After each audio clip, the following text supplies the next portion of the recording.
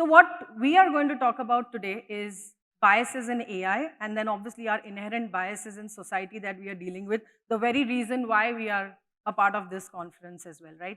So to do that, first I'd like to take a very quick example, okay? This gets interesting. Okay. I have a couple of examples here on the slide, obviously, but I'm going to take, and obviously Manoj covered the second one, which was with Amazon. I'm going to take a real life example here, okay? So when we started the conference this morning and, Usha started hosting it, and she was like, are we ready to start the conference? And we heard like a, yes. And then she said, are we really ready to start the conference? And then we heard a, yes, okay, oh, okay, all right. That is bias there itself, because as women, we are ingrained to be soft-spoken, to watch how we speak, to watch what we speak, how we move, what we wear, and the list just goes on and on. So let's do this. Let's break this bias right here, right now. I break the room into 4 quadrants, and I'll go to the last quadrant right at the back there. Can you guys hear me? I can't hear you guys. A little louder. Can you guys hear me? There you go. Just 1/4 of them are making more noise than all of us did in the morning. But we break biases that way. That's a good one. Think about this. If we had 50 men here this morning, or maybe 50-50, say we are 100 women and 100 men, the voices would have been heard all the way to the, till the main road. But then because the bunch was like soft-spoken, we couldn't really talk about what we wanted. That's bias right there. That's inherent to us as humans, and that's exactly what creeps into our system, okay?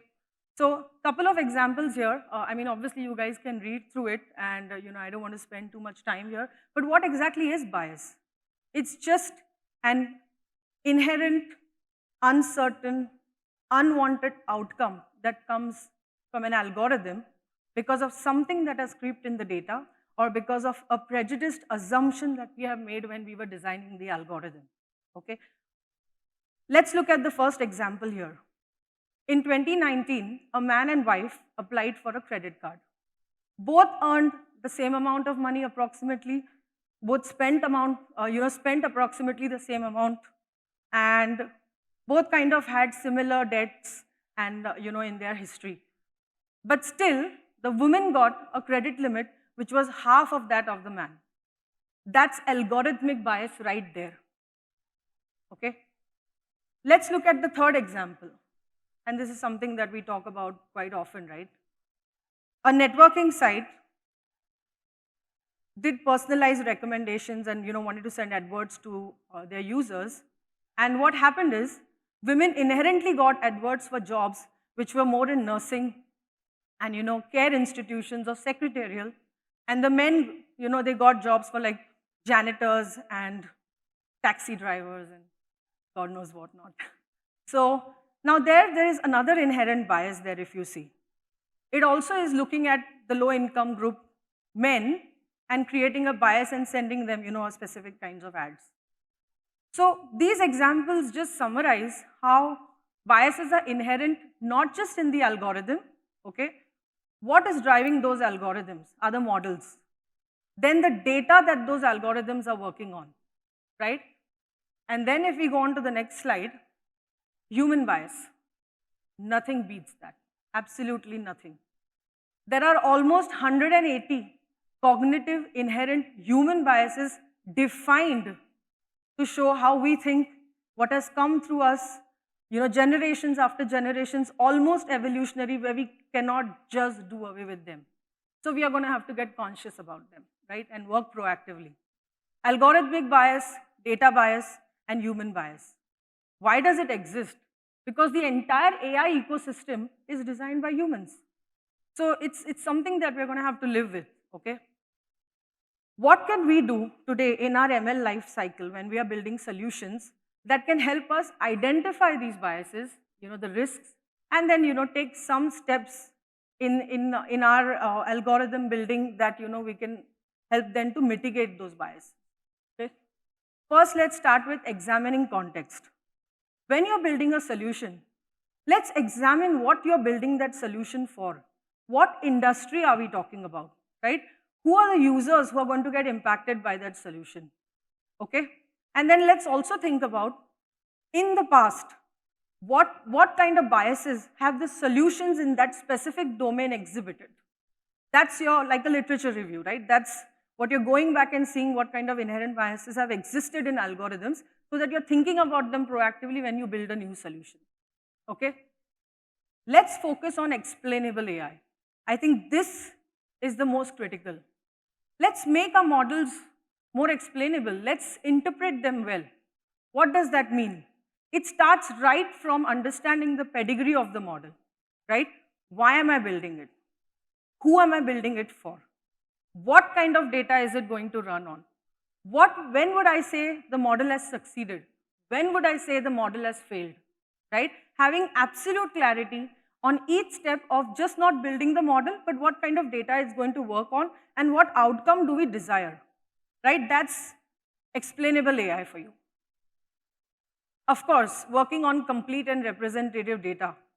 Nothing gets better than that. I mean, we have to focus on making sure that our data sets are representative of all the subgroups that are going to be a part of that classification exercise that you're doing, okay?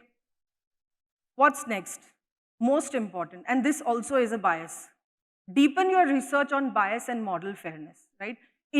Organizations need to invest in actually researching about how biases impact solutions, what kind of biases increase, what modeling techniques we can use, and all of that. If you go on Google and search today on Google Scholar on just biases in AI, millions and millions of research papers are talking about it, which also creates a bias in the data that you're handling, okay? So that's the other thing. Have a rigorous testing regime when you're building solutions, right? Test rigorously. Have multiple subgroups where you're deploying the models on. Understand and document how that model is reacting to each subgroup. Mix and match and create complex constructs to test your models. That's the only way you can make them interpretable, okay? And last but not the least, educate and govern. We are in a society now where AI is changing everything, right? Right from switching on the lights to going to bed, listening to music, meditation, you talk about AI and it's there. Let's educate and govern our populations on understanding why we need to think about responsible AI, because that's the only way to proactively mitigate these biases. I don't think we can get to a stage where we completely remove them, but we need to proactively work to reduce the biases in the system. Now talking about gender bias. 10/20 is to 1,000. Any guesses what that is? Come on. Yes? Correct.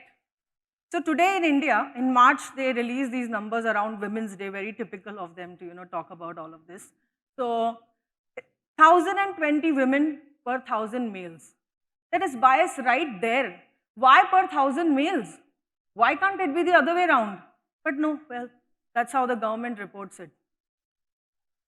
Thinking about that, in India, in the AI ecosystem, we have less than 30% representation of women. To be precise, I think it's about 26%. I read a lot of papers, each one gave like a plus minus number, so I went with an approximate 30. But the representation itself is less, right? So your data set as a whole, as a community, we are not complete. And if you go into the stats of workforce representation, leadership representation, solution level representation or role level representation, everywhere women are, not representing more than 50%, maybe in management they tip at about 50%, right? But I just took two examples here. As data scientists, we use these platforms like day in and day out. Data Science Central, Kaggle, OpenML, and Stack Overflow. I mean, I don't even know what our life would be without Stack Overflow, right? Only 20% or less than 20% of these platform users are women. That's really shocking. Talks about how many women are actually there in data science. You don't have to look at the workforce. And that's not an India problem. The two there are global numbers. If you look at those across professional clusters, and if you break it down at how many are in data computing, how many are in engineering, and then how many in data and AI specifically, again, less than 25%. I think that was, to be precise, it was about 18%, but I was not happy about putting it that way. That's why I put less than 25% there. So that's your numbers at an overall level. And why is this bias? What are we going to do about it? I mean, we can have conferences and programs at organizational levels, and you want to, bring people back to work. Everything in the macro ecosystem is working towards bridging that gender gap. And that's absolutely fine. I mean, government has been doing free women education. I mean, I completely finished my education in Mumbai and I didn't pay a single rupee for them. So programs have been running for years and years together. But what can we do at a micro level, right? Let me take an example.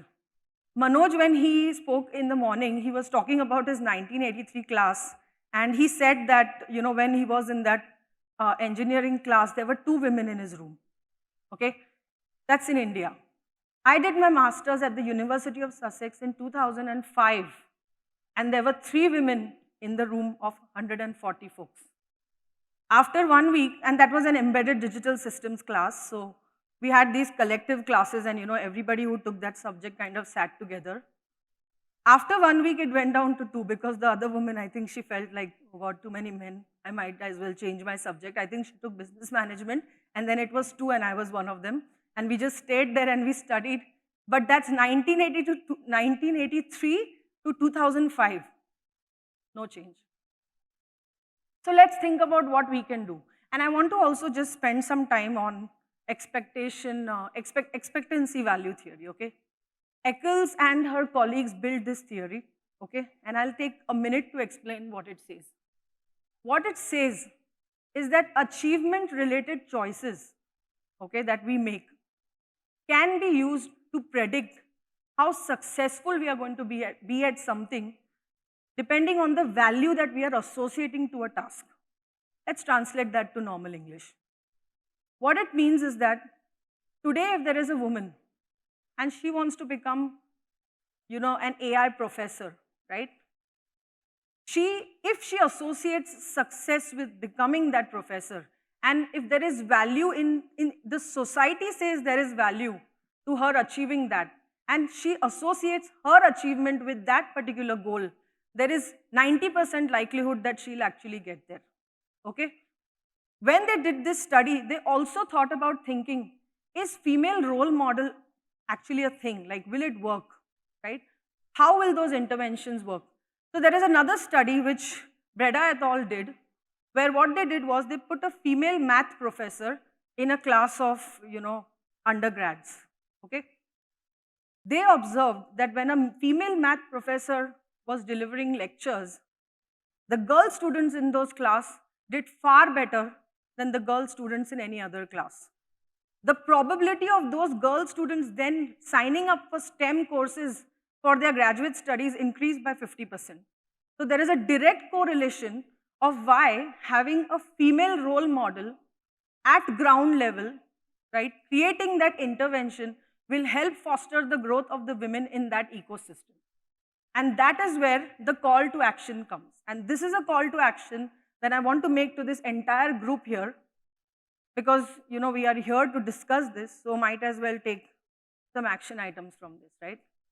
What can we do today that can change the picture at ground level of whatever your group of influence may be, 15, 20, 30, 50, 100. How many ever women lives you are coming in touch with today? Let's engage with the women around us, right? And obviously there are men sitting here, maybe like 10 in a batch of 90 or 100, but still they are there. So this message is to everyone. Let's genuinely, proactively engage with the women around us. Let's understand their aspirations. Let's learn from each other, okay? Let's educate. Obviously education to foster women going in STEM and free girl education in school and all that is fine. But in our corporate ecosystem as well, women enter the corporate ecosystem and in fields like data and AI, there are loads of them, but do they really sustain? Do they really persist, right? Given the societal responsibilities that they have. So let's educate each other, okay? and establish what we are aiming for. What is the aspiration for me 3 years down the line? What is the aspiration of my colleague 3 years down the line? Let's understand that. Let's empower. As women leaders today, we hopefully, I can say, have the right ecosystem to say, here are the 5 women in my team who I'm going to empower to take decisions, to learn, to make mistakes, and to be whoever they are, right? Without having to worry about, can I say yes loudly? Or can I sit on the first table in the conference room? Like small things like that. Okay, so empower each other to actually take a step further and achieve whatever we want to achieve in our lives, right? And then endorse. When you have a team of women, let's endorse and celebrate when they do it, right? Let's talk about it. Let's encourage each other. So engage, educate, empower, and endorse. I think that's what I'm suggesting. That's the call to action that I'm asking this audience to take.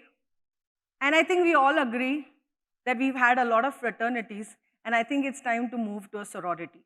So I think that's the small step that if we take, it can lead to a huge leap, because if you're doing that at ground level, the macro system is working, so that's going fine. You do this at ground level, you're making a change, and you're bringing gender balance in whatever data subset that you're working. When I say data subset, all I mean is the team or the group or the department that you're working, right? So that's the call to action that I would like to make. And the cascading is basically, if today I'm mentoring 5 women and I'm supporting and enabling their growth, they then mentor 5 others each, and they then mentor 5 others each. So the impact, the cascading impact that can have is on-ground intervention, and I think that is what we need. Everything else will take its time. Thank you.